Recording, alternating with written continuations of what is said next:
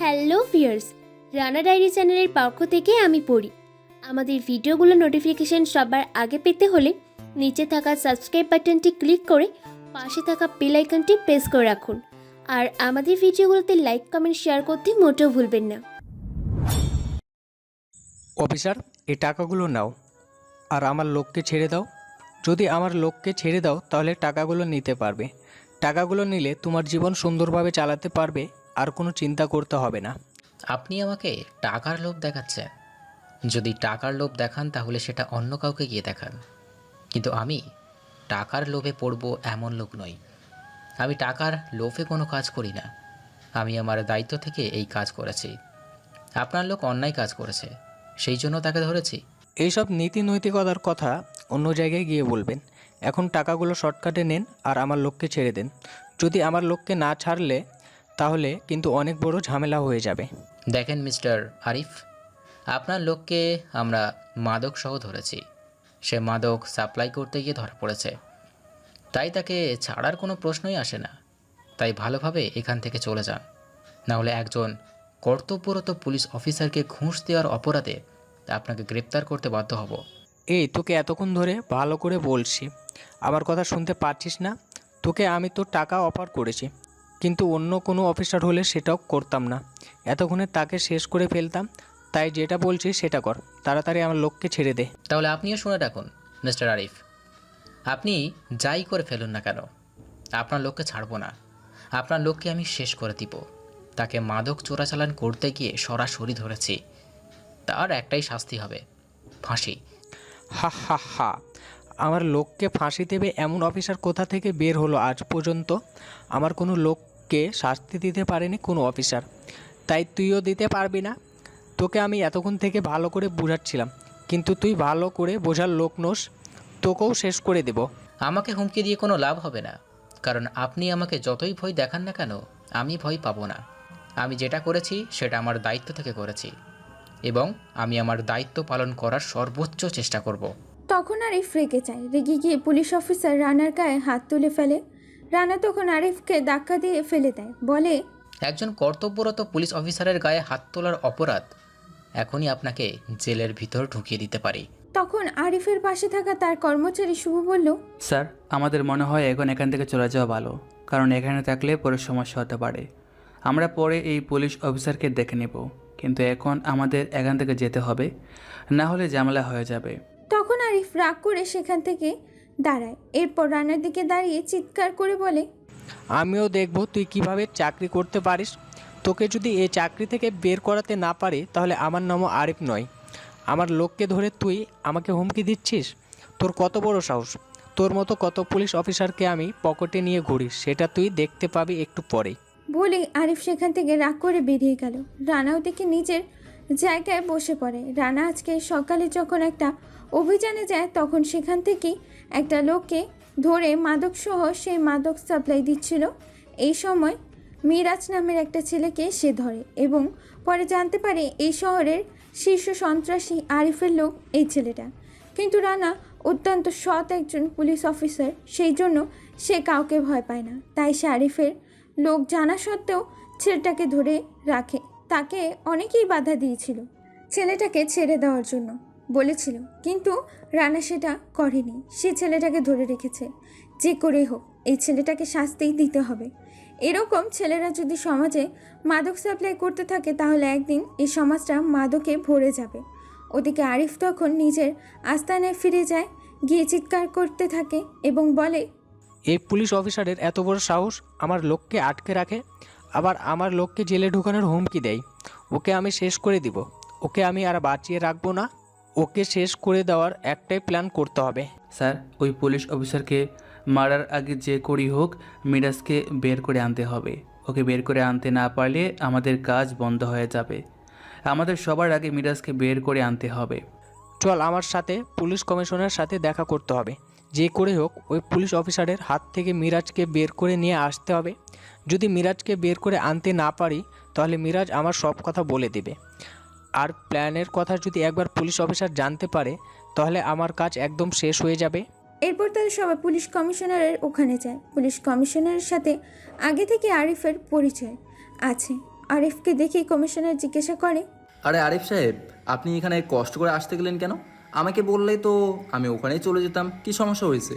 Commissioner সাহেব, আপনার একজন পুলিশ কর্মকর্তা আমার একটা লোককে আটকে রেখেছে। আজকে আমি গিয়েছিলাম তাকে ছাড়ানোর জন্য, কিন্তু ওই পুলিশ অফিসার তাকে ছাড়বে না, বদলে উল্টো আমাকে হুমকি দিয়ে এসে আমাকেও নাকি জেলে ভরে দেবে। কে সেই পুলিশ অফিসার? আমাকে নাম বলুন, আমি তার বিরুদ্ধে ব্যবস্থা গ্রহণ করতেছি। ওই পুলিশ অফিসারের নাম রানা। ওকে যে করেই হোক সাসপেন্ড করার ব্যবস্থা করুন। ও যদি থানায় চাকরি করে তাহলে কিন্তু অনেক বড় সমস্যা হয়ে যাবে। আমার রাগ উঠে গিয়েছে ওই অফিসারের ওপরে, বুঝতেই পারছেন আমার মাথা গরম হলে আমি কি করতে পারি। এই কথা শোনার পর পুলিশ কমিশনার কিছুক্ষণের জন্য স্তব্ধ হয়ে যান। কারণ রানাকে সরকারের পক্ষ থেকে স্পেশাল ফোর্সে চাকরি দেওয়া হয়েছে, কিন্তু তাকে এভাবে সরাসরি চাকরি থেকে বের করে দেওয়া অনৈতিক একটা কাজ। এটা করতে গিয়ে পুলিশ কমিশনার নিজেও চাকরি হারাতে পারেন। সেজন্য তিনি বলেন, আমি ওই পুলিশ অফিসারকে সাসপেন্ড করতে পারবো না। বিনা দোষে অন্য কোনো পুলিশ অফিসার হলে আমি বের করে দিতে পারতাম, কিন্তু রানাকে স্পেশাল ফোর্সে ট্রেনিংয়ের মাধ্যমে এনে এই দায়িত্ব প্রদান করা হয়েছে। এখন যদি আমি তাকে বিনা অপরাধে সাসপেন্ড করি তাহলে আমার চাকরি নিয়ে টানাটানি পড়ে যাবে। কিন্তু আমি চেষ্টা করছি আপনার লোককে বের করে আনা। কি বললেন আপনি? পুলিশ কমিশনার হয়ে একটা সাধারণ পুলিশ অফিসারকে সাসপেন্ড করতে পারবেন না? তাহলে কেন পুলিশ কমিশনার হয়েছেন? এখন আমার একটাই কাজ, ওই পুলিশ অফিসারকে যদি সাসপেন্ড করাতে না পারেন তাহলে ওকে চিরদিনের জন্য শেষ করে দিতে হবে। আমারও সেটাই মনে হয়। রানাকে আমি সাসপেন্ড করতে পারবো না। আপনি এক কাজ করেন, রানার বিরুদ্ধে এমন একটা কোনো কিছু করুন যাতে রানা নিজে থেকে চাকরি ছাড়তে বাধ্য হয়। কারণ রানাকে যদি মেরে ফেলেন তাহলে রানার জায়গা আরও এমন একজন পুলিশ অফিসারকে নিয়োগ দেওয়া হবে। কারণ ওই এলাকাটা ডেঞ্জার এলাকা, অনেকেই জানে। সেই জন্য ওইখানে যতজন পুলিশ অফিসারকে নিয়োগ দেওয়া হয় তারা আগে থেকে প্রশিক্ষণ প্রাপ্ত থাকে।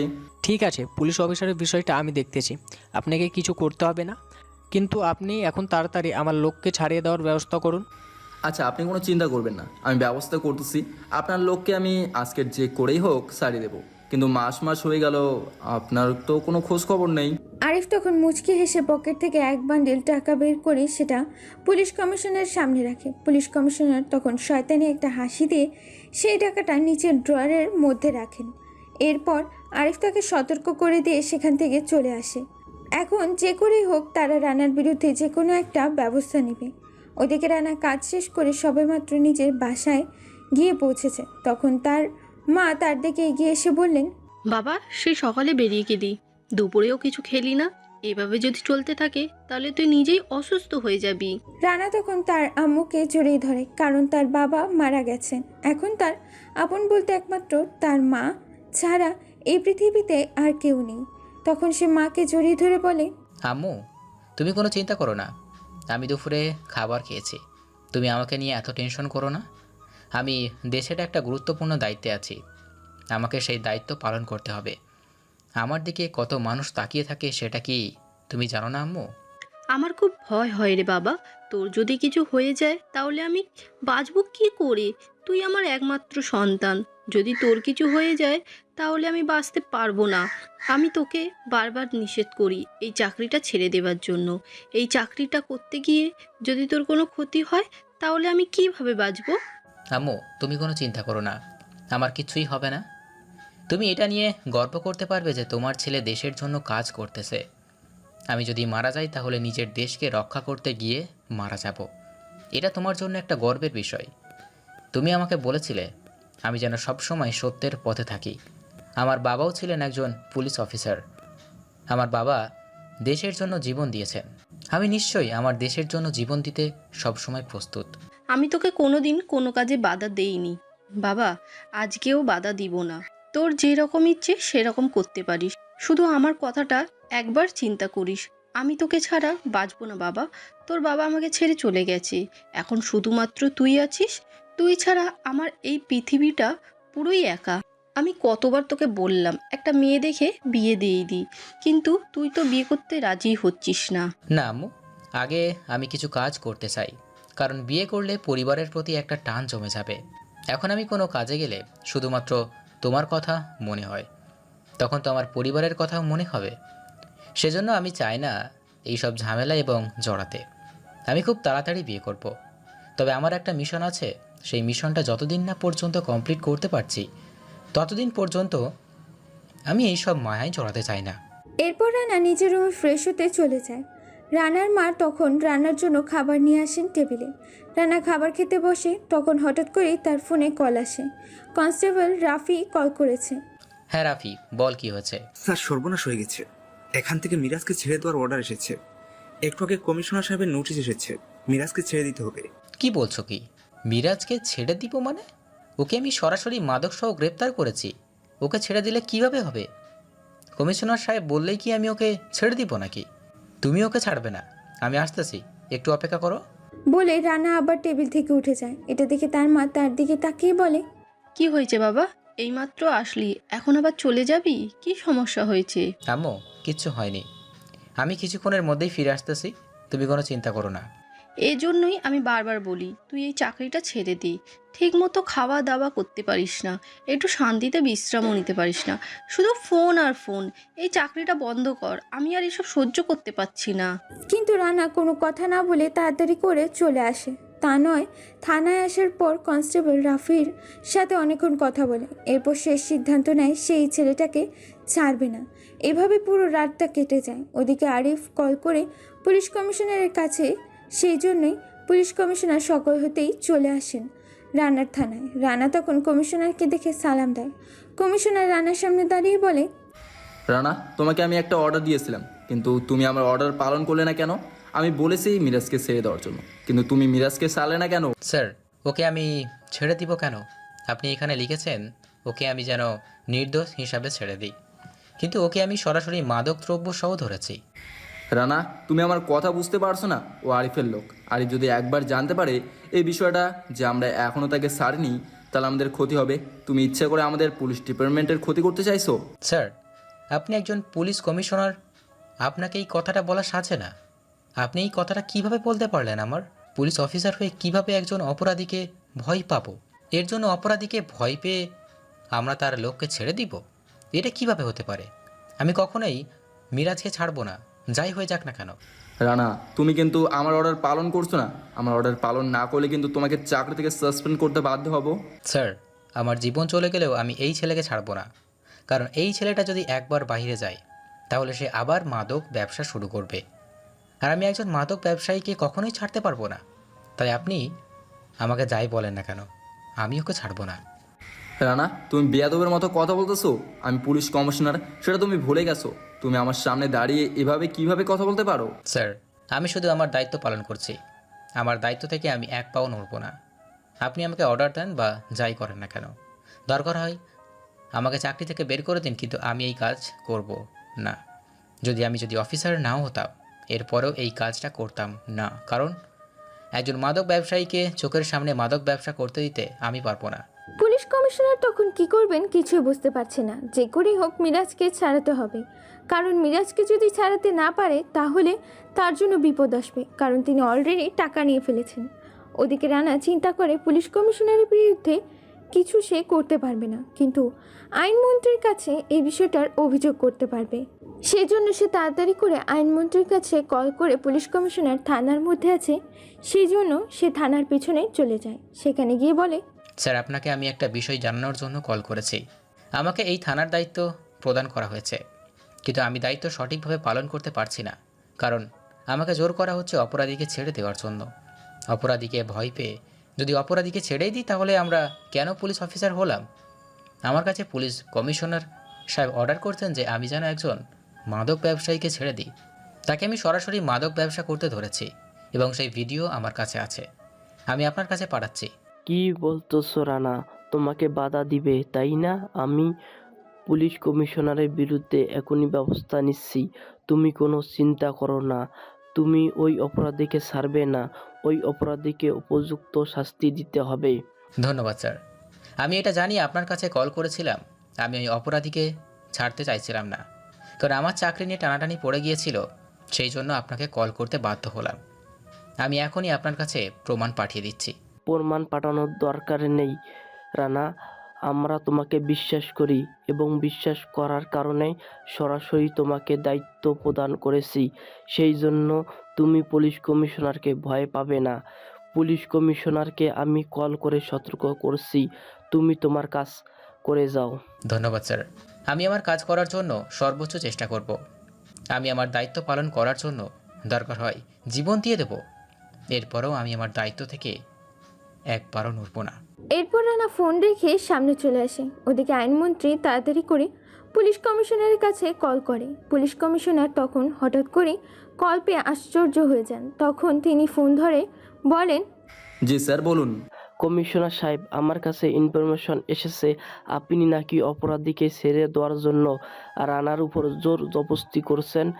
আপনার বিরুদ্ধে আমি ব্যবস্থা নেব, বাধ্য হব। তাই যেটা বলছি সেটা করেন তাড়াতাড়ি। এখন থেকে ওখান থেকে চলে আসেন। ওই অপরাধীকে যে কারণে হোক শাস্তি দিতে হবে।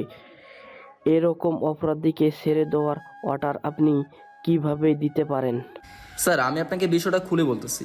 আপনাকে কিছু বুঝতে হবে না কমিশনার সাহেব, আমি সব কিছু বুঝি, কিন্তু উপযুক্ত সময় আমি ব্যবস্থা নেব। এখন যেটা বলছি সেটা করেন তাড়াতাড়ি। ওই জায়গা থেকে চলে আসেন আপনি। আপনার দায়িত্ব পালন করেন, তাতে তার দায়িত্ব পালন করতে দিন।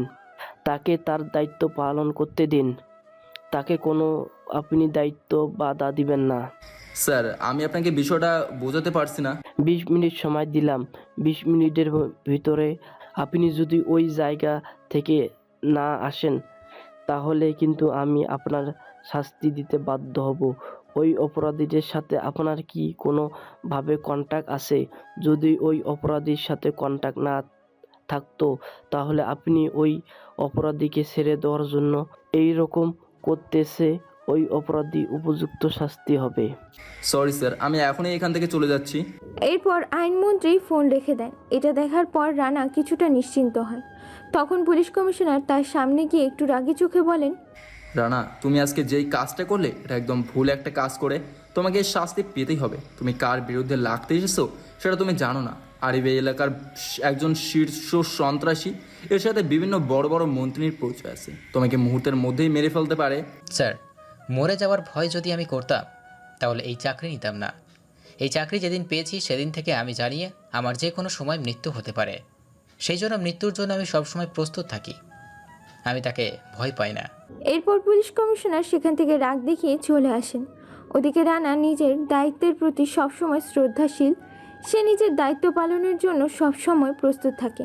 এরপর সে মিরাজের বিরুদ্ধে আদালতে মামলা করে এবং সেখান থেকে চলে আসে নিজের বাসায়। বাসায় আসার পর তার মা তাকে জোর করে বিয়ের জন্যে। আম্মু, তোমাকে আমি কালকেও বললাম আমি বিয়ে করতে চাই না। এখন তুমি কেন এরকম বলতেছো? তুমি আমাকে জোর করলে আমি কি কোনোদিনও না করতে পারবো? তুমি জানো আমি তোমার কথা সবসময় রাখার চেষ্টা করেছি। তুমি এইরকম কেন করো বলো? আমি এসব কিছু শুনতে চাই না। আমি আমার বান্ধবীর মেয়ের সাথে তোমার বিয়ে দিতে চাই। যদি তুমি আপত্তি করো তাহলে কিন্তু আমি অনেক বেশি কষ্ট পাবো। আর তুমি জানো তুমি ছাড়া এই পৃথিবীতে আমার আর কেউ নেই। তুমি কেন আমার কথা শুনতে চাচ্ছ না রানা? আম্মু প্লিজ এরকম করো না। আমি বিয়ে করার জন্য বর্তমানে প্রস্তুত নই। তুমি কেন বিয়ের জন্য আমাকে চাপ দিচ্ছ? বাবা, তোমাকে আমি কিভাবে বোঝাবো? আমি সবসময় বাসায় একা থাকি।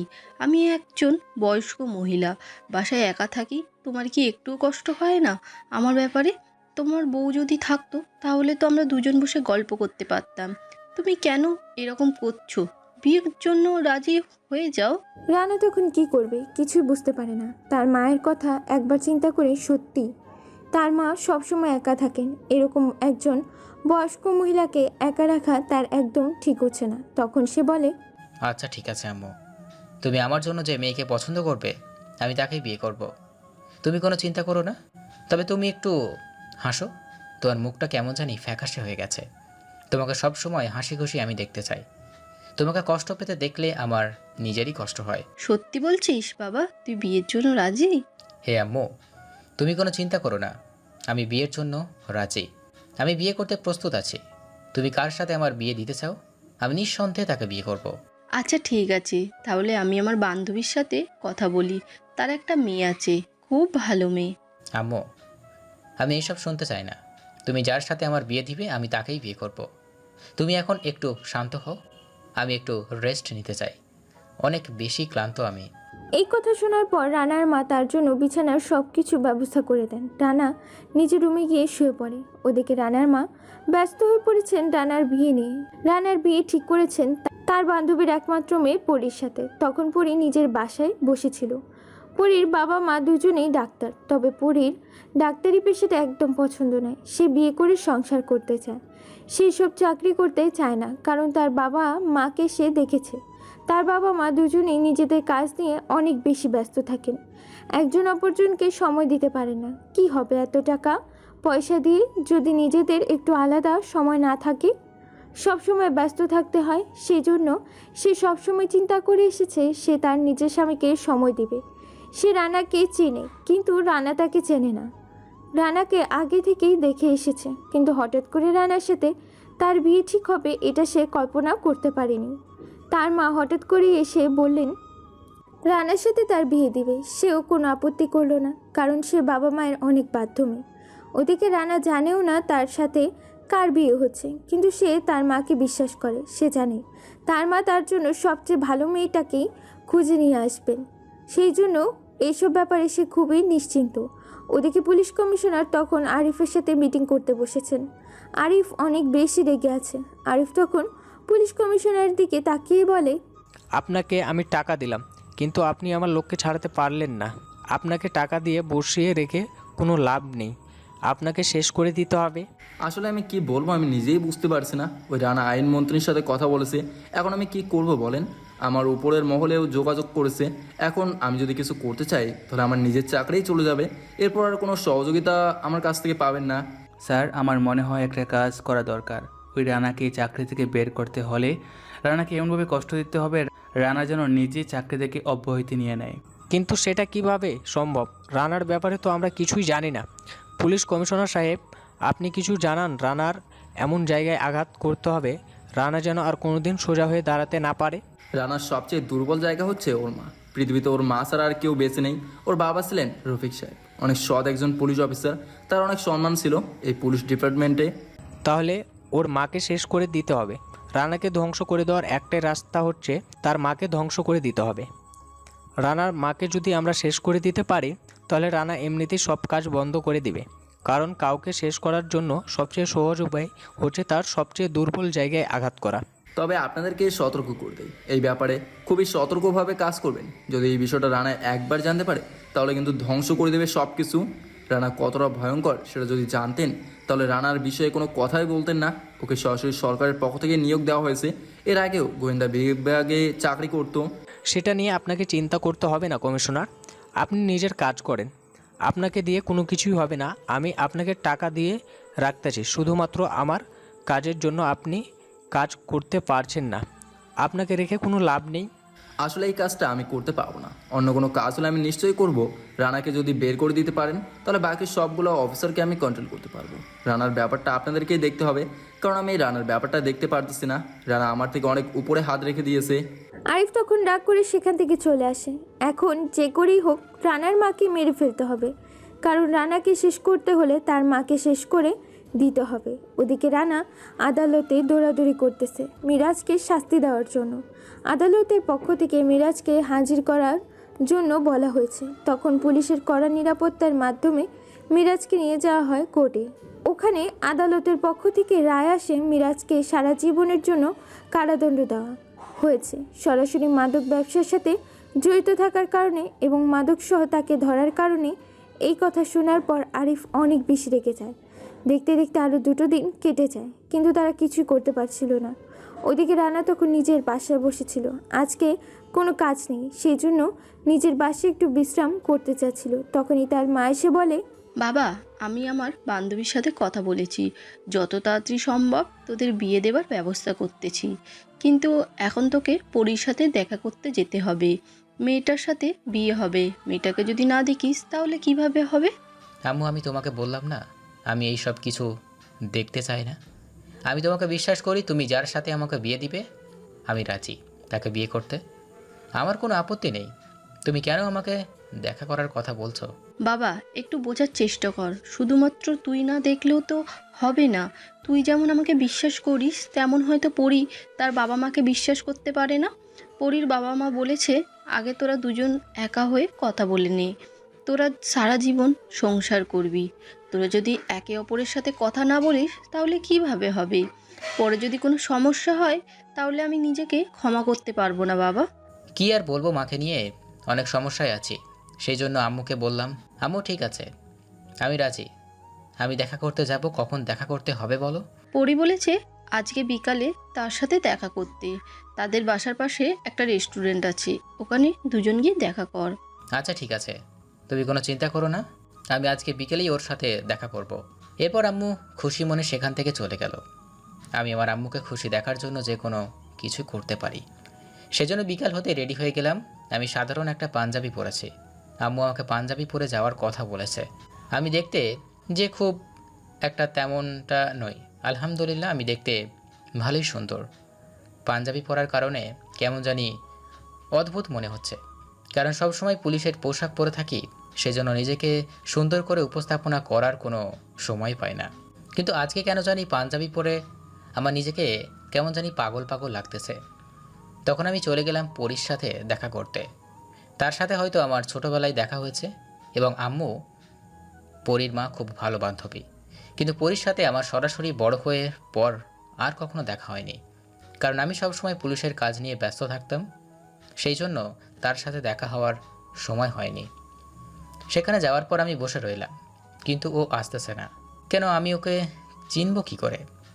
আম্মুর কাছ থেকে ফটো নিয়ে আসেনি, কিন্তু হঠাৎ করেই একটা মেয়ে আমার সামনে এসে বলল। আমি তার দিকে তাকাতেই অনেক বড় একটা শক খেলাম। মনে হচ্ছিল আকাশ থেকে কোনো পরী নেমে এসে আমার সামনে বসেছে। আমি তাকে দেখে অবাক হয়ে তাকিয়ে আছি। তখন সে আমার দিকে একটু লজ্জা মাখা মুখ নিয়ে পড়ল। কি ব্যাপার মিস্টার রানা, আমাকে এভাবে হাঁ করে দেখছেন কেন? পরীর কথা শুনে রানার হুঁশ ফিরল। সে সরাসরি নিজের মাথাটা নিচু করে ফেলল। এটা দেখে পরী মুচকে হাসলো। এরপর রানাকে বলল, আরে আমি তো আপনাকে বলিনি মাথা নিচু করে নিতে। এমনি বলেন, কি বলবেন? আমি কি বলবো? আমাকে আমার আম্মু জোর করে পাঠিয়েছে আপনার সাথে দেখা করার জন্য। তবে আমি একটা কথাই বলতে চাই, আমি কোনোদিন কোনো ছেলের সাথে সম্পর্ক করিনি। আমার বান্ধবীরা যখন প্রেম নিয়ে অনেক বেশি ব্যস্ত ছিল, তখন আমি ব্যস্ত ছিলাম পড়াশুনো নিয়ে। কিন্তু আমি চাই এখন আমার সাথে যার বিয়ে হবে তাকে যেন আমি আমার সবটুকু দিয়ে ভালোবাসতে পারি। এই কথা শোনার পর আমি তার দিকে তাকিয়ে আছি। মেয়েটা অনেক সহজ সরলভাবে কথাগুলো বলছিল, আমার অনেক ভালো লাগলো। আমি তখন তার সাথে আরও বেশি কিছুক্ষণ কথা বলে আমার সাথে কথা বলার পর বুঝতে পারলাম সে কতটা সহজ সরল, এবং আমার আম্মুর প্রতি আমার শ্রদ্ধা আরও বেশি হয়ে গেল। আম্মু আমার জন্য সবচেয়ে ভালো একটা মেয়েটা পছন্দ করবেন আমি জানতাম, কিন্তু এরকম একটা মেয়েকে পছন্দ করবেন এটা আমি কল্পনা করতে পারিনি। আমি বাসায় যাবার পর আম্মু আমার কাছে দৌড়ে আসলেন। আম্মু তখন আমার কাছে এসে বললেন, বাবা, মেয়েটা তোর পছন্দ হয়েছে? আমি তখন আম্মুকে জড়িয়ে ধরে বললাম, হ্যাঁ আম্মু, তুমি আমার জন্য মেয়ে পছন্দ করবে আর আমি সেটা পছন্দ হবে না, সেটা কিভাবে হবে? কিন্তু আমি বিশ্বাস করতে পারছি না তুমি আমার জন্য এত ভালো একটা মেয়ে পছন্দ করবে। সত্যি সত্যি পরী অনেক ভালো একটা মেয়ে। হয়েছে হয়েছে, আমাকে আর বোঝাতে হবে না। আমি পরীর মায়ের সাথে কথা বলতেছি। এই সপ্তাহের ভেতরে তোমাদের বিয়ের ব্যবস্থা করতে হবে। এরপর রানা আর কোনো কথা বলল না। তাদের সবার বিয়ের প্রস্তুতি শুরু হয়ে গেছে। ওদিকে রানা অনেক ব্যস্ত তার কাজ নিয়ে। সে কাজ থেকে ছুটি নিতে চাচ্ছে না। সে ছুটি নিয়ে কি করবে? কারণ বিয়ের দিন একদিন ছুটি নিলেই হবে। পরের দিন থেকে আবার কাজে জয়েন করবে। দেখতে দেখতে বিয়ের আগের দিন চলে আসলো। ওদিকে পরী রানাকে অনেক বেশি পছন্দ করেছে। সে রানাকে নিয়ে অনেক বড় স্বপ্ন দেখেছে। ওদিকে আরিফ এতদিন অপেক্ষা করছিল এরকম একটা দিনের, এবং সে সুযোগ পেয়ে গেছে। রানা যখন থানায় চলে আসে তখন আরিফ সহ তার কিছু লোকজন চলে যায় রানার বাসায়। ওখানে যাওয়ার পর শুধু রানার মা বাসায় ছিলেন, আর এই সুযোগে রানার মায়ের উপর আক্রমণ করে। রানার মা কিছু বুঝে ওঠার আগেই তাকে গুলি করে মাটিতে শুয়ে দেয়। এরপর রানার কাছে কল করে। রানা তখন থানায় বসেছিল। হঠাৎ করে অপরিচিত একটা নাম্বার থেকে কল আসে। ধরার পরেই তার হাত থেকে ফোনটা পড়ে যায়, কারণ সে ফোন ধরার পরে আরিফ বলে, তোকে আমি বলেছিলাম আমার বিরুদ্ধে লাগতে আসবি না, কিন্তু তুই আমার বিরুদ্ধে লাগতে এসেছিস। এখন তোকে এর জন্য অনেক বড় একটা শাস্তি স্বরূপ দিতে হবে। তোর মাকে আমি শেষ করে ফেলেছি। যদি নিজের মাকে শেষবারের মতো দেখতে চাস তাহলে বাসায় চলে আয়। এই কথা শোনার পর রানা সেখানেই কান্না করে দেয়। এরপর দৌড়ে তার বাসায় চলে আসে। ওদিকে পরীর বাবা মা এ বিষয়ে কিছুই জানে না। তারা বিয়ের জন্য প্রস্তুতি নিচ্ছেন পরের দিন তাদের মেয়ের বিয়ের জন্য, সেই জন্য অনেক বেশি ব্যস্ত ছিলেন। ওদিকে রানাকে এমন তাড়াহুড়ো করে দৌড়াতে দেখে আসতেই রাফি তার পেছন পেছন আসে। রানা তখন নিজের বাসায় ঢুকতেই তার মায়ের লাশ দেখতে পেয়ে এটা দেখার পর সে চিৎকার করে কান্না করে দেয়। পেছন পেছন রাফি এসেছিল। রাফি তখন রানার পাশে গিয়ে দাঁড়ায়। রানা তখন তার মাকে জড়িয়ে ধরে কান্না করে বলে, সব কিছু আমার জন্য হয়েছে। আমি যদি চাকরিটা না করতাম তাহলে ওই শাস্তি তোমাকে কোনো দিন পেতে হতো না। আমি ওই লোকটার সাথে গিয়েছিলাম, সেই জন্য ওই লোকটা তোমাকে শাস্তি দিয়েছে। আমি এখন কি করব? আমার মা ছাড়া আমার এই পৃথিবীতে কেউ ছিল না। এখন আমি কি করব? রাফি, তুমি বলে দাও। আমার মা ছাড়া আমার এই পৃথিবীতে কেউ ছিল না, কিন্তু তারা আমার সব কিছু শেষ করে দিয়েছে। স্যার, আপনি এভাবে ভেঙে পড়বেন না। যদি ভেঙে পড়েন তাহলে সবকিছু শেষ হয়ে যাবে। আপনাকে শক্ত হতে হবে, সবকিছুর প্রতিশোধ গ্রহণ করতে হবে। ওদের কাছ থেকে এটার প্রতিশোধ নিতে হবে। ওরা ইচ্ছে করে আপনার মাকে মেরেছে। না রাফি, না, আমি আর কিছু করতে পারবো না। আমি একদম ধ্বংস হয়ে গিয়েছি। আমার সব কিছু শেষ হয়ে গিয়েছে। আমি কল্পনা করতে পারিনি তারা এত খারাপ একটা কাজ করবে। এখন আমি কি করব? এখন আরিফের বিরুদ্ধে কিছু করতেও পারবো না। তার বিরুদ্ধে এখন আমার কাছে কোনো প্রমাণ নেই। কিন্তু স্যার, আপনি এভাবে বসে থাকলে তো হবে না। আপনাকে যে করেই হোক ওদের কাছ থেকে প্রতিশোধ নিতে হবে। আপনি কোনো চিন্তা করবেন না, আমি আপনার সাথে থাকব। আপনি যেখানে যেভাবে বলবেন আমি সেভাবেই কাজ করব। কিন্তু প্লিজ আপনি এভাবে ভেঙে পড়বেন না। আপনাকে এরকম দুর্বল দেখলে আমার নিজের কাছেই কষ্ট লাগে। ওদিকে আস্তে আস্তে খবরটা ছড়িয়ে পড়ে পরীর বাবা মা যখন এটা জানতে পারে তখন তারা সবাই চলে আসে। পরী রানার এমন অবস্থা থেকে নিজেও কান্না করে দিয়েছে। রানা এতটা কষ্ট পাবে কেউ কল্পনাও করতে পারেনি। এখন তাদের বিয়ের কি হবে? কালকে তাদের বিয়ে হওয়ার কথা, কিন্তু আজকে এমন একটা ঘটনা ঘটে যাবে তারা কেউ কল্পনা করতে পারেনি। রানা তখন কান্না করতে করতে ব্যস্ত। পরীর বাবা মা সবাইকে নিয়ে রানা তার মায়ের লাশ দাফন করে। লাশ দাফন করেন রানা কবরের পাশে বসে কান্না করতে শুরু করে। এরপর তার মায়ের কবরের পাশে বসে কান্না করতে করতে বলে, আম্মু, আমি আর এই কাজ করব না। যে কাজ করতে গিয়ে তোমাকে এইরকমভাবে খুন হতে হয়েছে, সেই রকম কাজ আমি আর কোনো দিন করব না। আমি কেন এই চাকরি করলাম আমি আর করব না। তুমি আমাকে নিষেধ করেছিলে এই চাকরি না করার জন্য, কিন্তু আমি তোমার কথা শুনিনি। তুমি আমাকে ক্ষমা করে দাও আম্মু। আমি আর কোনো দিন ওই চাকরি করব না। এরপর সে আরও কিছুক্ষণ সেখানে বসে কান্না করে। এরপরে রাফি তাকে জোর করে বাসায় নিয়ে আসে। বাসায় নিয়ে আসার পর সে রানার পাশে বসে পড়ে। রানা কান্না করেই যাচ্ছে। ওদিকে পরীর বাবা মা সবাই চলে গেছে। তারা নিজের মেয়ের বিয়ের আগের দিন এরকম ঘটনা সহ্য করতে পারছেন না। এখন আর কি হবে? রাফি বিষয়টা চিন্তা করে তখন সে রানার কাছে গিয়ে বলে, স্যার, আমার মনে হয় আপনি কালকে বিয়েটা করা উচিত, কারণ মেয়েটার জীবন নষ্ট হয়ে যাবে। তারা সবাই বিয়ের জন্য সব প্রস্তুতি গ্রহণ করে ফেলেছে। এখন যদি বিয়ে না করেন তাহলে মেয়েটাকে সবাই খারাপ কথা বলবে। রাফি, তুমি এসব কি বলছো? আমার মায়ের মৃত্যু হয়েছে আর আমি এখন বিয়ে করব? এটা তুমি ভাবলে কি করে? আমি যতদিন না পর্যন্ত ওদের কাছ থেকে প্রতিশোধ না নিচ্ছি ততদিন পর্যন্ত আমি কোনো সম্পর্কে জড়াতে চাই না। স্যার, আপনি বুঝতে পারছেন না, মেয়েটাকে সমাজের লোকজন খারাপ বলবে, মেয়েটার জীবন নষ্ট হয়ে যাবে।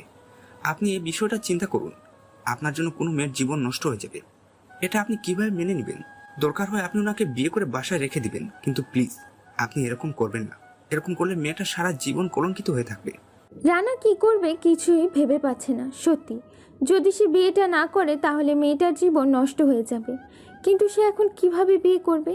যদি একবার জানতে পারে আরিফের লোকজন যে পরীকে সে বিয়ে করেছে তাহলে পরীকেও তারা মেরে ফেলবে। কিন্তু পরীকে যদি বিয়ে না করে তাহলে সমাজের লোকজন পরীকে খারাপ কথা বলবে।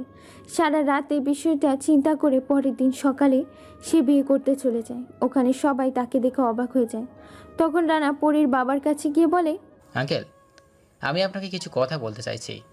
আমি জানি আপনি কথাটা শোনার পর একটু মন খারাপ করবেন, কিন্তু কথাটা আমি বলতে চাই। আসলে আমি পরীকে বিয়ে করতে এসেছি শুধুমাত্র পরীর সম্মানের কথা চিন্তা করে। যদি আমি ওকে বিয়ে না করি তাহলে ওর সম্মান নষ্ট হবে। সেজন্য আমি ওর সম্মান রক্ষা করার জন্য বিয়ে করতে এসেছি। তবে আমি বিয়ের পর ওকে আমার বাসায় নিয়ে যাব না, ওকে এখানে রেখে যাব। যখন আমি ওদের কাছ থেকে প্রতিশোধ নিতে পারবো তখনই আমি পরীকে এখান থেকে নিয়ে যাব। যদি আমি ওকে এখান থেকে নিয়ে যাই তাহলে আমার মায়ের মতো তারা পরীকেও মেরে ফেলতে পারে। বাবা, তুমি যে আমার মেয়েটার জীবন বাঁচানোর জন্য এভাবে চলে আসবে, এটা আমরা কোনোদিনও কল্পনা করতে পারিনি। তুমি এসেছো, এটা আমাদের জন্য অনেক বেশি কিছু। তুমি যেটা বলবে সেটাই হবে। তুমি যদি চাও সারা জীবন পড়ি এখানে থাকবে, তুমি এখানে থাকতে পারো।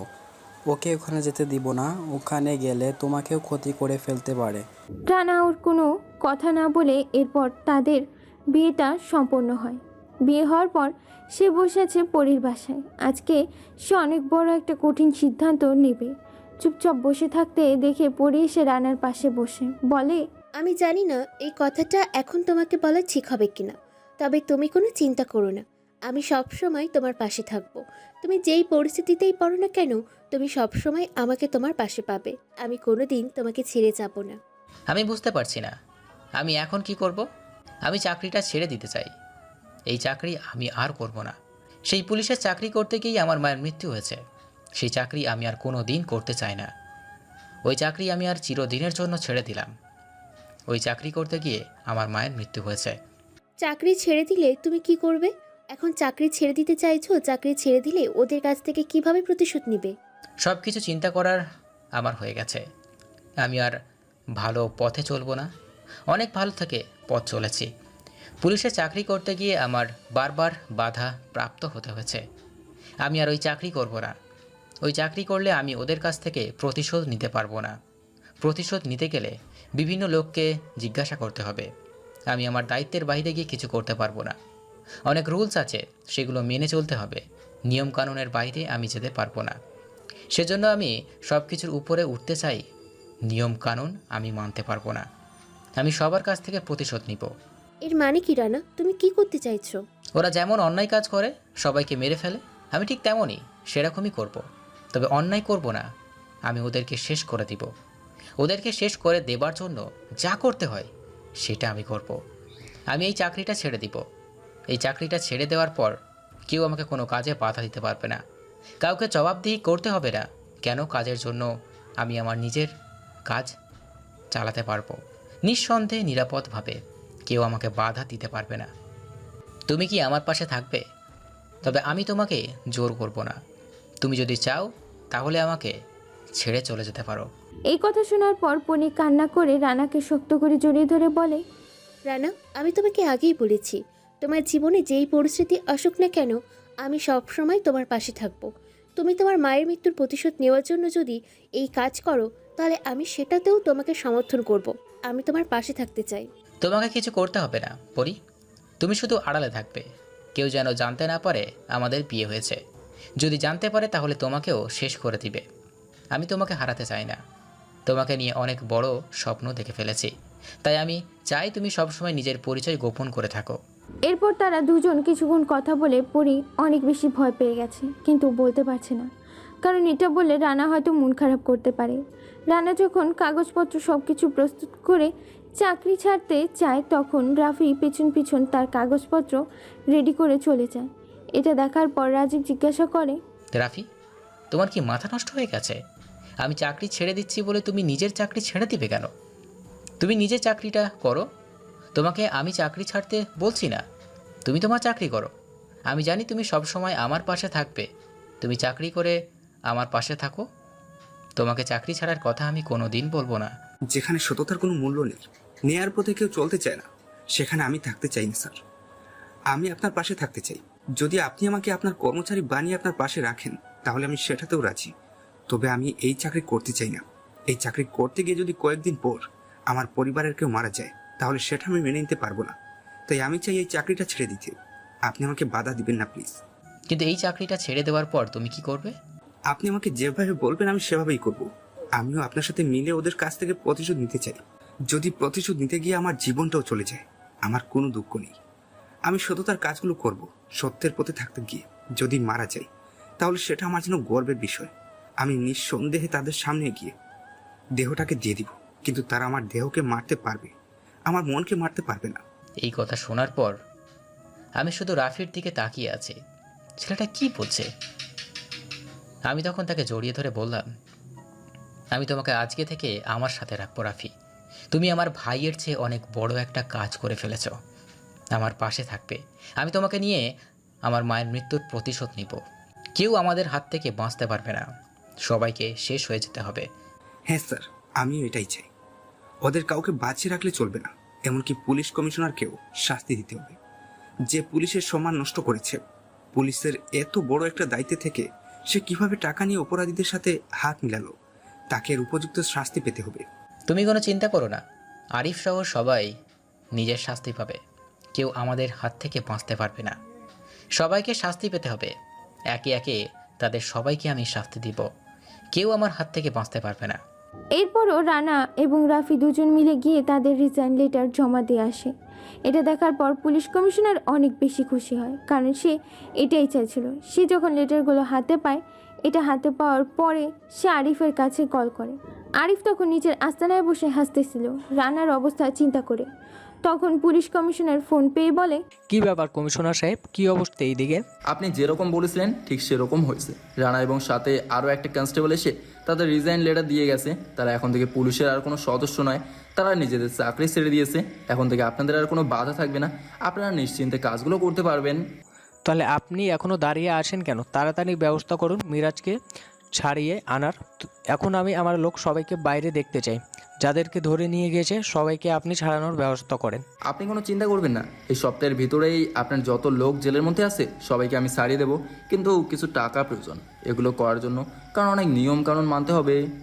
শুধু টাকা আর টাকা? আচ্ছা ঠিক আছে, টাকার যত প্রয়োজন হয় সব কিছু দিব, কিন্তু যত তাড়াতাড়ি সম্ভব আমার লোকজনকে ছাড়িয়ে নিয়ে আসো। আমার লোকজন সবাইকে আমি বাইরে দেখতে চাই। কেউ যদি ভিতরে থাকে তাহলে কিন্তু আপনার বিরুদ্ধে সর্বোচ্চ ব্যবস্থা নেব।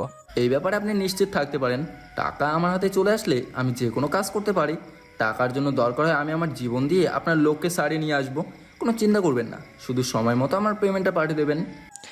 পেমেন্ট নিয়ে আপনাকে কোনো চিন্তা করতে হবে না। আজ পর্যন্ত কোনো দিন আপনার পেমেন্ট নিয়ে কোনো ঝামেলা হয়নি। মাসের শুরুর দিকেই আপনার পেমেন্ট পেয়ে যাবেন। এখন তাড়াতাড়ি আমার লোকজনকে ছেড়ে দেন। এরপর পুলিশ কমিশনার ব্যবস্থা করতে শুরু করলো। ওদিকে রানা মন খারাপ করে বসে আছে, কি করবে কিছুই বুঝতে পারছিল না। তাদের দুজনের পক্ষে এত কাজ করা একা সম্ভব নয়, কিন্তু এত টাকা তাদের কাছে নেই যে লোক নিয়োগ দেবে। লোক রাখতে হলে টাকার প্রয়োজন, কিন্তু তাদের কাছে টাকা নেই। রানা সৎভাবে চাকরি করত, সেই জন্য অতিরিক্ত কোনো আয় হতো না। বেতন যা পেত তা দিয়েই তার পরিবার চালাতো। তখন রাফি বলল, স্যার, আমরা কয়েকটা অন্যায়কারীকে ধরে তাদের কাছ থেকে সব কিছু আত্মসাৎ করে ফেলতে পারি। এতে করে আমরা অনেক টাকা পাবো। তাই বলে আমরা তাদের কাছ থেকে এভাবে টাকা নিব? এটা হতে পারে না। স্যার, আমরা তো মানুষের টাকা নিচ্ছি, তারা মানুষের টাকা আত্মসাৎ করেছে। আমরা মানুষের টাকা ব্যবহার করে তাদেরকে শেষ করে দিব। এরপর আমরা নিশ্চয়ই গরিব মানুষকে তাদের টাকা ফিরিয়ে দিই। এই জন্য আমাদের দুজনকে একটা ব্যাংকে ধ্বংস করে দিতে হবে। তাদের কাছে কোটি কোটি টাকা আছে। তোমার কথা শুনে মনে হচ্ছে তোমার পরিচিত কোনো ব্যাংক আছে। আপনি ঠিক ধরেছেন স্যার, সিটি ব্যাংকে দিনের পর দিন এরকম কাজ হয়ে যাচ্ছে। ওরা গরিব মানুষের কাছ থেকে সুযোগের সৎ ব্যবহার করে তাদের ঋণ প্রদান করে এরপর তাদের সব কিছু কেড়ে নিয়ে আসে লোনের কথা বলে। তাহলে তুমি ব্যবস্থা করো, কিভাবে সিটি ব্যাংক থেকে টাকা আনবে। এই বিষয়ে যে করেই হোক সব কিছু আমাদের শেষ করে দিতে হবে। এই বিষয়ে আমার সব চিন্তা ভাবনা শেষ। কালকে শুক্রবার, কালকে আমাদের কাজ সারতে হবে, কারণ শনিবার ব্যাংক বন্ধ থাকবে। এরপর রবিবার যখন তারা আসবে তখন দেখবে ব্যাংকে কোনো টাকা নেই। ওকে, কালকে থেকে আমাদের সিটি ব্যাংকের মিশন শুরু। রেডি হয়ে নাও। আমি অলওয়েজ রেডি স্যার, আপনি যখন বলবেন তখন আমি মিশনের জন্য প্রস্তুত। এরপর তারা দুজন প্রস্তুত হয়ে নেয়। পরের দিন রাত 12টার দিকে দুজনে মিলে অ্যাটাক করে ব্যাংকে। ব্যাংকে 3 জন সিকিউরিটি গার্ড ছিল, কিন্তু তারা সিকিউরিটি গার্ডদের গুলি করে হত্যা করে। ভেতরে ঢুকে তারা আগে থেকেই প্রশিক্ষণ প্রাপ্ত, এই জন্য কোনো বাধাই তাদের আটকাতে পারেনি। তারা ব্যাংক থেকে অনেক টাকা নিয়ে সেখান থেকে চলে আসে। রবিবার যখন ব্যাংকের কর্মকর্তারা ওখানে যান, দেখতে পারেন যে কোনো টাকা নেই। এরপরে নিউজটা পুরো দেশে ছড়িয়ে পড়ে, কিন্তু কেউ জানতে পারে না কারা এই কাজটা করেছে। ওদিকে রানা এই দুদিনে অনেক লোকজন জোগাড় করে ফেলেছে। রানা তখন তারা আলাদা করে একটা আস্তানা বানায়, সেখানে সব লোকজন ডেকে নিয়ে আসে এবং তাদের সামনে দাঁড়িয়ে রানা বলে, আমাদের একটাই উদ্দেশ্য, এই এলাকা থেকে অন্যায় দূর করে দেওয়া। এই এলাকায় আর কেউ কোনো অন্যায় করতে পারবে না। যারা অন্যায় করবে তাদের সবার সামনে আমাদের যেতে হবে, সবাইকে শেষ করে দিতে হবে। এই শহরে যত সন্ত্রাসী গ্রুপ আছে সবাইকে শেষ করে দিতে হবে। এটাই আমাদের মূল উদ্দেশ্য। তোমরা তোমাদের টাকা নিয়ে কোনো চিন্তা করবে না, টাকা সময় মতো পেয়ে যাবে। শুধু বিশ্বস্ততার কাছে কাজ করতে হবে। বেইমানি করলে উপযুক্ত শাস্তি পেতে হবে। আর আমার শাস্তি, যেটা তোমরা জানতে পারবে খুব তাড়াতাড়ি, আমার একটাই শাস্তি, মৃত্যু। তাই আজ থেকে রাফি যেরকম বলবে সবসময় সেই রকমই করবে। তার বিরোধিতা কেউ করার চেষ্টা করলে ভয়ঙ্কর শাস্তি পাবে। রানার কথা শুনে সবাই সতর্ক হয়। রানা রাফির দিকে তাকিয়ে বলে, রাফি, তোমাকে আমি সব কিছু দায়িত্ব বুঝিয়ে দিলাম।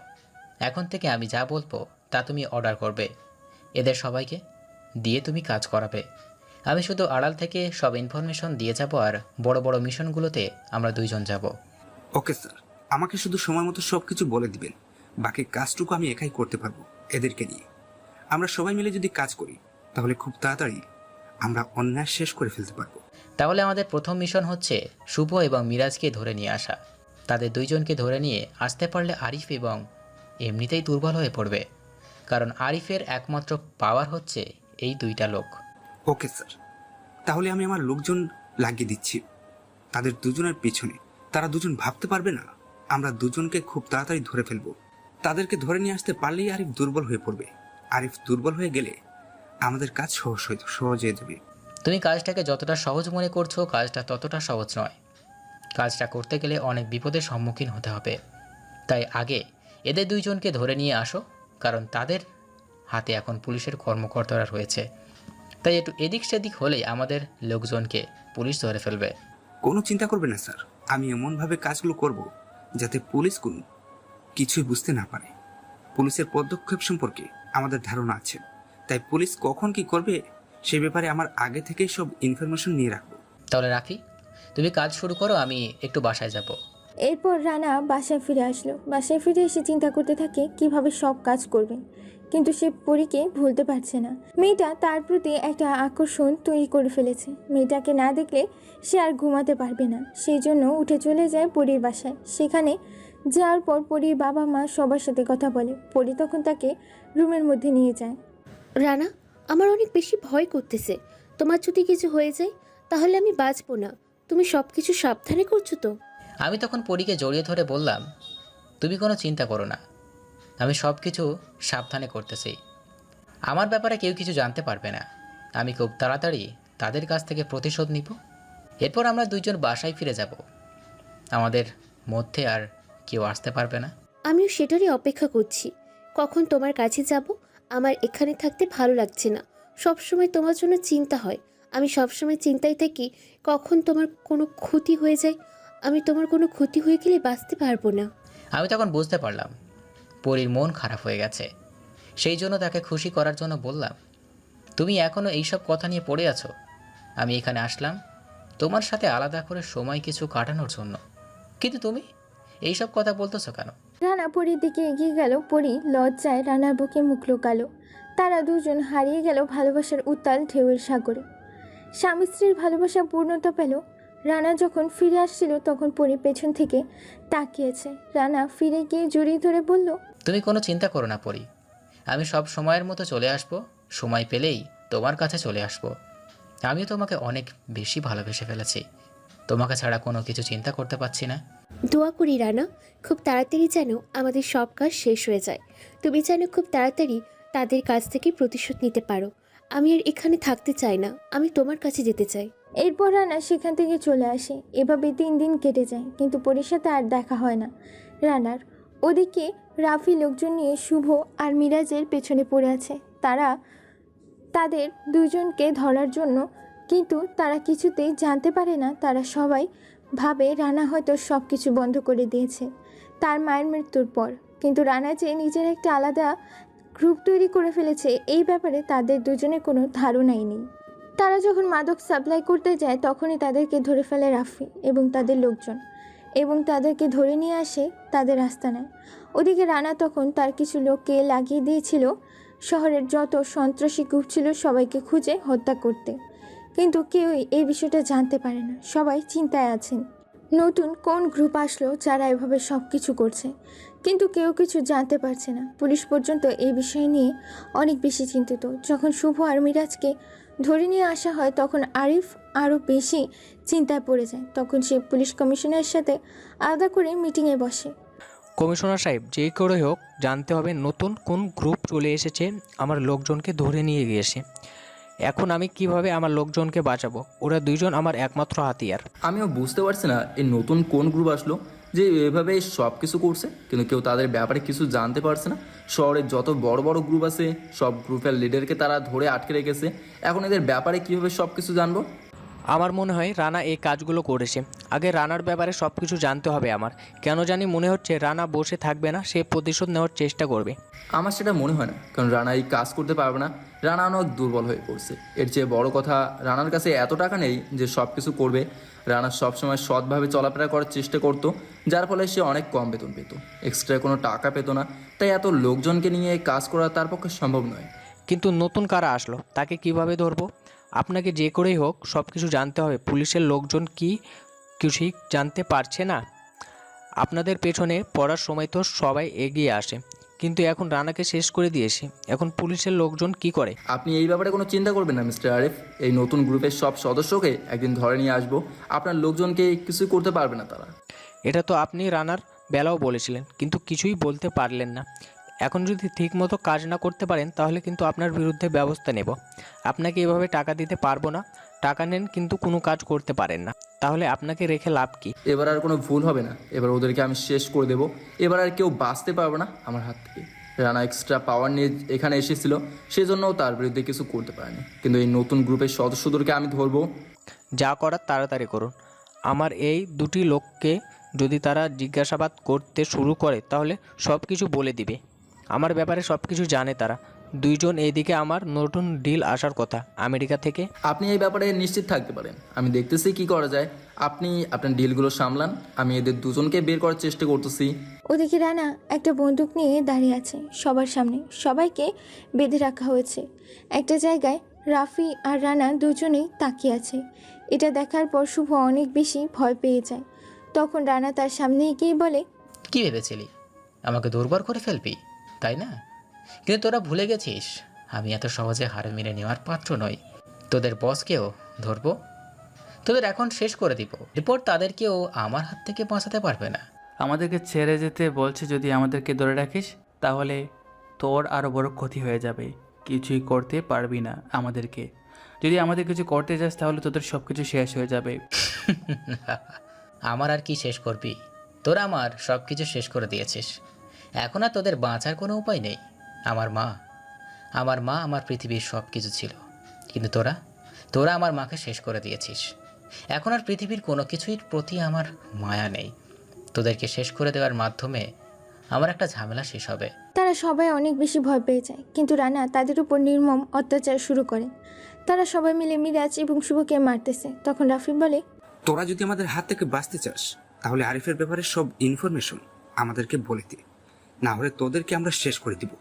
তোরা কি ভাবছিস তোদেরকে এমনি এমনি যেখানে ধরে নিয়ে এসেছি? আরিফের ব্যাপারে সব ইনফরমেশন আমাদেরকে বল। আরিফের পরিবর্তে পদক্ষেপ কি সেটা আমাদেরকে বল। না বলে তোদেরকে শেষ করে দিব। ওর ব্যাপারে কোনো মিথ্যা কথা যদি বলিস তাহলে কিন্তু বুঝতেই পারছিস আমার হাতে বন্দুক আছে, এখনই গুলি করে মেরে ফেলবো। বস আমাদেরকে কিছুই বলেনি। উনি নিজে কাজ নিজে করেন। আমরা এই ব্যাপারে কোনো কিছু জানি না। আমাদের ছেড়ে দাও। যদি আমাদের ধরে রাখো তাহলে পরবর্তীতে আরও বড় বিপদ আসবে। বিপদের ভয় যদি পেতাম তাহলে কি তোদের ধরে নিয়ে আসতাম? এখন আমরা কোনো বিপদেরই ভয় পাই না। তাই তোদেরকে যেটা জিজ্ঞেস করছি সেটা বলে ফেল, না হলে শেষ করে দিল। স্যার, এরা এভাবে সত্যি কথা বলবে না, ওদেরকে শাস্তি দিতে হবে। ওয়েট করেন, আমি একটা জিনিস নিয়ে আসছি। রাফি গিয়ে একটা কারেন্টের তার নিয়ে আসে এবং তাদের শরীরে লাগানোর মাধ্যমে তাদের শরীরে কারেন্ট পাস হতে থাকে। এরপর তারা দুজন চিৎকার করতে শুরু করে, কিন্তু তারা সবাই অত্যাচার করতেছিল। তখন মিরাজ কান্না করতে করতে বলল, আমি বলে দিচ্ছি সব আমাকে আর অত্যাচার করো না। আমি মরে যাব। আমি সব সত্যি কথা বলে দিব। মিরাজ, তুই কি পাগল হয়ে গেছিস?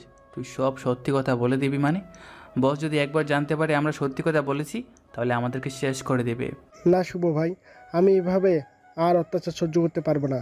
আমি সব সত্যি কথা বলে দিব। বসের হাত থেকে পালিয়ে আমি চলে যাব, কিন্তু আমি এখন সব সত্যি কথা বলে দিব তাদেরকে।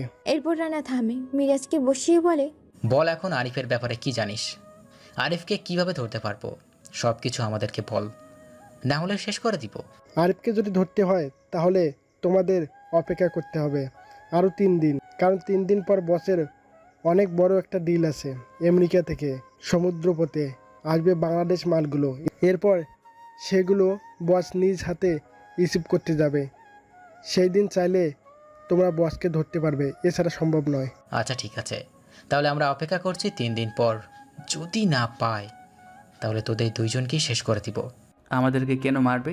আমরা তো সব সত্যি কথা বলে দিয়েছি।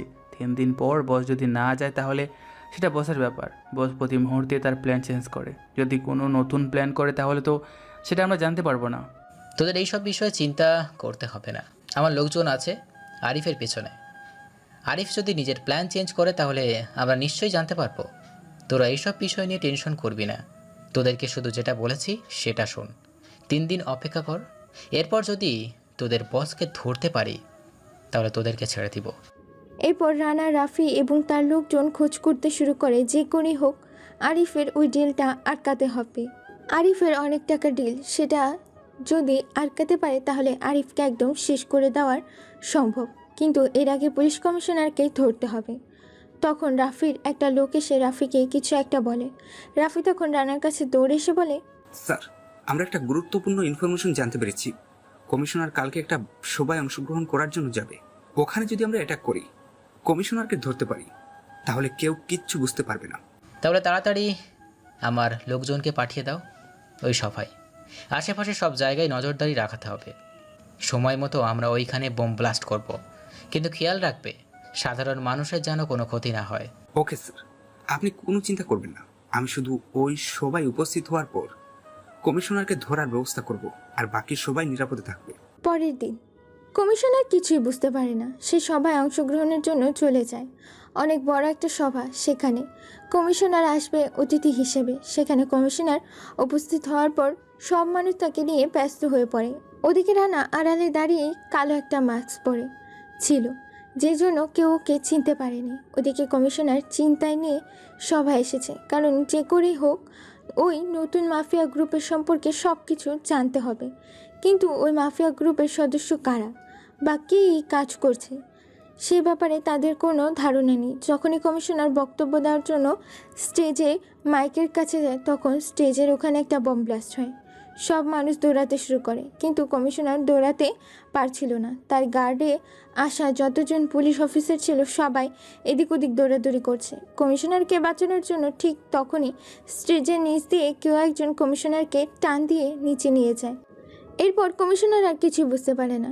যখন সে চোখ মেলে তাকায় তখন দেখতে পায় সামনে রানা, রাফি এবং আরও কিছু লোকজন দাঁড়িয়ে আছে। পাশে শুভ এবং মিরাজকে বেঁধে রাখা। কি ব্যাপার কমিশনার, তোকে আমি ধরতে পারবো না তাই না? তুই আমার চাকরি থেকে বের করে দেওয়ার প্ল্যান করেছিলি তাই না? তোর প্ল্যানের কারণেই আমার মাকে হত্যা করা হয়েছে। শুভ এবং মিরাজ আমার কাছে সব কিছু স্বীকার করেছে, তোকে আমি ছাড়বো না। এই কথা শোনার পর কমিশনার অনেক বেশি ভয় পেয়ে যায়। সে বুঝতে পারে এই সব কিছু রানা করছে। তখন সে রানার দিকে তাকিয়ে বলে, তাহলে তুই এই মাফিয়া গ্রুপটা তৈরি করছিস? তুই বাঁচতে পারবে না, আরিফ তোকে শেষ করে দেবে। আমাকে এখান থেকে ছেড়ে দে, আরিফ সতর্ক হয়ে যাবে। কালকের ভিতর ওই আরিফকেও ব্যবস্থা করে নিব, কিন্তু এর আগে তোকে একটা ব্যবস্থা করতে হবে। আমার লোকজনকে রেডি করে রেখেছি তোকে আদর করার জন্য। কিছুক্ষণের ভিতরেই তোকে আপ্যায়ন করা শুরু করবে, তখন বুঝতে পারবে পৃথিবীটা কত কঠিন। কমিশনার কিছুই বুঝতে পারে না। রানা সেখান থেকে চলে যায়। একটু পর রানার লোকজন আসার পর কমিশনারকে মাথা থেকে নিচে দিক দিয়ে পা উপরে দিয়ে বেঁধে রাখে একটা লোহার রডের সাথে এবং তাকে মারতে শুরু করে। কমিশনার তখন চিৎকার করছে, কিন্তু আশেপাশে কেউই নেই তাকে বাঁচানোর জন্য। অনেকদিন সে অপরাধীদের রিমান্ডে নিয়ে এভাবে অত্যাচার করেছে, কিন্তু কোন দিন সে এরকম অত্যাচারের শিকার হবে বুঝতে পারেনি। কিন্তু আজ বুঝতে পারছে সে কত বড় একটা ভুল কাজ করেছে।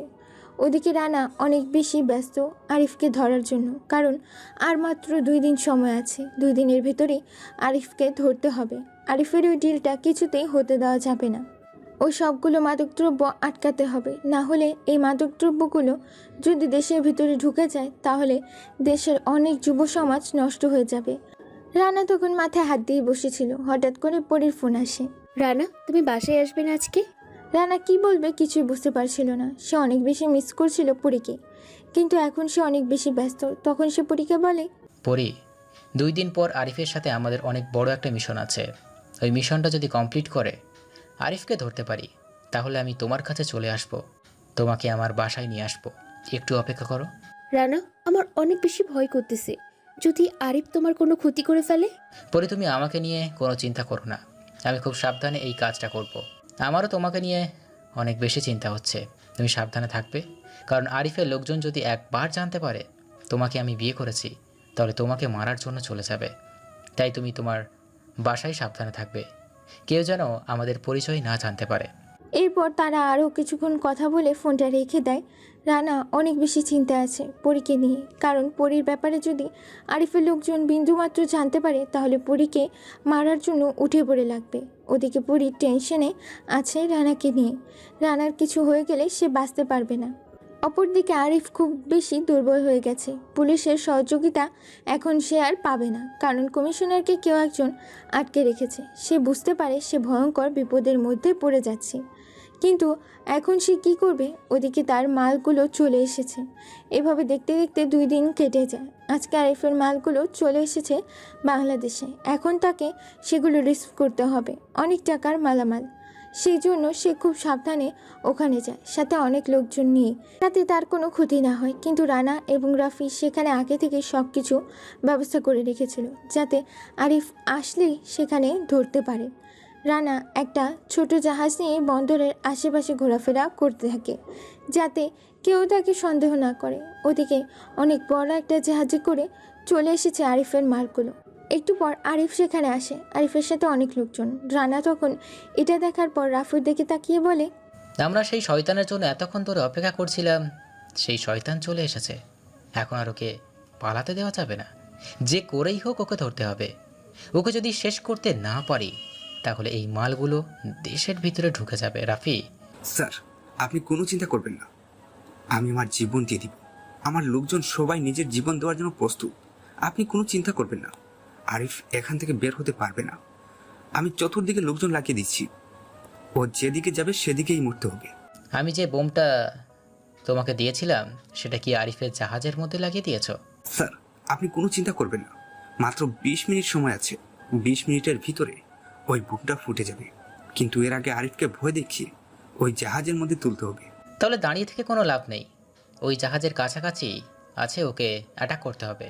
আরিফ কিছুই বুঝতে পারে না। রানা এবং তার লোকজন সবাই মিলে আরিফের উপর আক্রমণ করে। আরিফ তখন ভয়ে জাহাজের উপর উঠে যায়, ওখান থেকে গুলি করতে শুরু করে রানার দিকে। রানা তখন আরিফের দিকে তাকিয়ে চিৎকার করে বলে, আরিফ, তুমি আজ আমার থেকে বাঁচতে পারবি না, তোকে আমি শেষ করে দিব। তুই আমার আমাকে মেরেছিস, আমার পৃথিবীতে বেঁচে থাকার সবচেয়ে বড় অবলম্বনকে তুই শেষ করেছিস। তোকে আমি ছাড়বো না, আজ তুই আমার হাত থেকে বাঁচতে পারবি না। হা হা হা হা হা। তোর মতো কত পুলিশ অফিসার আসলো আমাকে মারার জন্য, কিন্তু কেউ আমাকে মারতে পারেনি। তুই কি ভাবছিস ওই সাধারণ পুলিশ কমিশনারকে আমার 2টা লোক আটকে রেখেছিস বলে আমাকে শেষ করে দিবি? আমার কত লোকজন এখানে আছে, সবাই যদি বলে তাহলে তুই এখান থেকে বেঁচে ফিরতে পারবি না। তাহলে শুনে রাখ, আমি টাকার বিকৃত পুলিশ অফিসার নই, আমি সৎ পথে চলা একজন সাহসী পুলিশ অফিসার। আমার শক্তি হচ্ছে আমার সততা, ন্যায়পরায়ণতা। আমার শক্তি এই টাকা নয়, এই টাকা বড়ই তুই করতেছিস। তোর টাকা তোকে আজ বাঁচাতে পারবে না, তোকে আমার থেকে আজ পৃথিবীর কোনো শক্তি তোকে বাঁচাতে পারবে না। আরিফ তখন তার লোকজনকে নির্দেশ দিয়ে 2 পক্ষের মধ্যে গোলাগুলি শুরু হয়। রানা অসতর্ক অবস্থায় গুলি করতে শুরু করে। তখন পেছন থেকে আরিফ তার হাতের মধ্যে গুলি করে দেয়। সঙ্গে সঙ্গে রানার হাত থেকে বন্দুক পড়ে যায়। এটা দেখার পর রাফি এগিয়ে আসে। রাফি এগিয়ে এসে গুলি করতে শুরু করে এবং রানাকে আলাদা একটা জায়গায় নিয়ে যায়, যেখানে নিরাপদে বসাতে পারবে। কিন্তু রানার হাত থেকে অনেক বেশি রক্ত পড়ছে। এটা দেখার পর রাফি ভয় পেয়ে যায়, কিন্তু সে গুলি করে যাচ্ছে সামনের দিকে। কিছুক্ষণের মধ্যেই আরিফের যত লোকজন ছিল তার মধ্যে অর্ধেক লোককে তারা সমুদ্রের তীরে শুয়ে ফেলে। এটা দেখার পর আরিফ নাবিককে বলে, আমাদের এখানে থাকলে হবে না, বন্দর থেকে জাহাজটা দূরে নিয়ে যাও। যদি এখানে থাকি তাহলে এরা আমাদের জাহাজের মধ্যে ঢুকে যেতে পারে। আমাদের দরকার মালামাল, এদের হাতে আমি দিতে পারবো না, তাই তাড়াতাড়ি অন্যদিকে যাও। এই কথা শোনার পর জাহাজের নাবিক জাহাজটা নিয়ে দূরে যেতে শুরু করে, কিন্তু তারা জানতেও পারে না জাহাজের মধ্যে বোম ফিট করা আছে। জাহাজ বন্দর থেকে অনেকটা দূরে চলে যায়। তখন রাফি তাদের পেছন পেছন যেতে চাইলে রানা বলে, রাফি ওয়েট করো, আমি আসতেছি। আমিও যাব সাথে। ওর মৃত্যু আমি আমার চোখের সামনে দেখতে চাই। আপনি কি বলছেন স্যার? আপনার হাত থেকে রক্ত পড়ছে। আপনি বেশিক্ষণ যদি দাঁড়িয়ে থাকেন তাহলে আপনার মৃত্যু হতে পারে। আপনার শরীর থেকে অতিরিক্ত রক্ত চলে যাচ্ছে। রাফি, আমি যেটা বলেছি সেটা করো। তুমি জাহাজ রেডি করো, আমি ওদের পিছনে পিছনে যাব।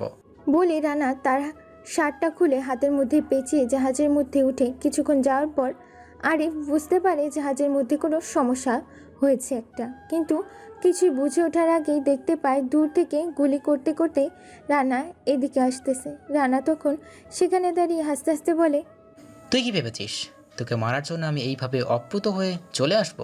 আমি জানতাম তুই জাহাজ নিয়ে পালিয়ে যাবি, সেজন্যই আগে থেকে জাহাজের ভিতরে বোম ফিট করে রেখেছি। এখন আর তুই বাঁচতে পারবি না। এই কথা শোনার পর আরিফ কান্না করতে শুরু করে। এখন সে কিভাবে বাঁচবে? তারা কিছুই বুঝে ওঠার আগেই বোমাটা ফেটে যায়। সমুদ্রের মধ্যে বিশাল একটা বিস্ফোরণ হয়ে ছিন্ন ভিন্ন হয়ে যায় আরিফের দেহ। কোথায় সেই দেহ হারিয়ে গেছে হয়তো কেউ আর কোনো দিন খুঁজে পাবে না। রানা তখন তার জাহাজ নিয়ে সমুদ্রের তীরে ফিরে আসে। রাফি তখন তাকে ধরতে যায়। হঠাৎ করেই রানা মাটিতে লুটিয়ে পড়ে। রাফি তাকে ধরে ডাক্তারের কাছে নিয়ে যায়। ডাক্তার তখন রানার চিকিৎসা করে। ওদিকে এই খবর পাওয়া মাত্রই পরি এখানে চলে এসেছে। পরি বাইরে দাঁড়িয়ে কান্না করছে। প্রায় 3 ঘন্টা পর রানার জ্ঞান আসে। তখন পরি দৌড়ে রানার কেবিনে গিয়ে জড়িয়ে ধরে কান্না করতে শুরু করে। আমি তোমাকে হারাতে পারবো না রানা। এখন তো প্রতিশোধ নেওয়া শেষ হয়েছে, ওদের সবাইকে শেষ করে দিয়েছো। এখন এই কাজটা বন্ধ করো। আমি এসব আর সহ্য করতে পারছি না। আমি তোমাকে হারাতে পারবো না। আমি তখন পরীর কান্না থেকে পরীকে শান্ত করার জন্য তাকে জড়িয়ে ধরে বললাম, আচ্ছা ঠিক আছে, আমি আর কোনো দিন এইরকম কোনো কাজ করব না। এখন তো প্লিজ কান্না বন্ধ করো। সে কান্না বন্ধ করে আমার দিকে তাকিয়ে আছে। আমি তখন তাকে বাইরে নিয়ে যাবার কথা বললাম। এরপর রাফি আসলো রুমে। আমি তখন রাফিকে জড়িয়ে ধরে বললাম, রাফি তুমিই সেই কাজটা করেছো। সেটা যদি অসাধারণ একটা কাজ, তুমি আমার ভাইয়ের থেকে অনেক বড় একটা কাজ করেছো। আমার ভাই থাকলে আমাকে যেভাবে সহযোগিতা করতো তুমি আমার সেইভাবেই সহযোগিতা করেছো। কিন্তু আমরা এইভাবে আর চলতে পারবো না, আমাদের নিজেদের কিছু একটা করতে হবে। আমি চিন্তা করেছি এখন ব্যবসা করব, কিন্তু আমাদের এই গ্রুপটা বন্ধ করতে দেওয়া যাবে না। অন্যায় যেখানেই হবে সেখানেই যেন আমার গ্রুপ সবার আগে থাকে যেন। স্যার আপনি কোনো চিন্তা করবেন না। আপনি যেভাবে বলবেন ঠিক সেভাবেই হবে। আপনি যখন বলেছেন তাহলে এই গ্রুপ আর বন্ধ হবে না। আমি এই গ্রুপটার নেতৃত্ব দিব। আপনি ব্যবসা শুরু করেন। সত্যি আমাদের দ্বারা এসব কাজ করা সম্ভব নয়। রাফিকে সব কিছু বুঝিয়ে দিলাম। কমিশনার মিরাজ এবং শুভকেও শেষ করে দেওয়ার কথা বললাম, কারণ তাদেরকে বাঁচিয়ে রেখে আর কোনো লাভ নেই। এরপর আমার লোকজন কমিশনার এবং শুভ, মিরাজ 3 জনকে শেষ করে দিল। আমাকে বাসায় নিয়ে যাওয়া হলো। রাতের দিকে পরীকে আমার বাসায় নিয়ে এসেছি। পরী তখন আমার বুকে শুয়ে আছে। আমি তখন পরীকে বললাম, জানো পরী, আমার আম্মু চাইতেন তার ছেলে একটু মিষ্টি বাবু হবে, তার সাথে সব সময় খেলাধুলা করবে, কিন্তু ওই জানোয়ারের বাচ্চারা আমার মাকে বাঁচতে দিল না। রানার এমন আবেগ ভরা কথা শুনে পরি কান্না করে দিয়ে জড়িয়ে ধরে বলে, কে বলেছে আমাদের পাশে আম্মু নেই? আম্মু সবসময় আমাদেরকে দেখছে। খুব তাড়াতাড়ি আমাদের একটা মিষ্টি বাবু হবে। আম্মু হয়তো ওদের সামনে আসবেন না, কিন্তু আমরা থেকে অনুভব করতে পারবো আমাদের সন্তান তার সাথে খেলা করবে। রানা তখন শক্ত করে পরীকে জড়িয়ে ধরে। আমাদের সমাজে এরকম কিছু মানুষ আছে যাদের কারণে অনেক পরিবারের স্বপ্ন নষ্ট হয়। এদেরকে শেষ করে দিতে হবে। তবেই আমাদের যারা দায়িত্বশীল আছে তাদেরকে সঠিকভাবে দায়িত্ব পালন করতে হবে। অনেক সময় দায়িত্বশীলরা টাকার লোভে পড়ে অনেক অন্যায় কাজ করেন, যার ফলে তার অধীনস্থ যত লোকজন আছে সবাই অনেক বেশি কষ্টের মধ্যে পড়ে যায়। আমাদের সমাজ থেকে সব অন্যায় দূরে গিয়ে ন্যায়ের পতাকা সবার উপরে উঠে যাক, এই প্রত্যাশা রেখেই আজকের গল্প এখানেই শেষ করছি। গল্পটা কেমন লাগলো জানাতে ভুলবেন না। দেখা হবে পরবর্তী কোনো গল্পতে। সেই পর্যন্ত সবাই ভালো থাকবেন, সুস্থ থাকবেন।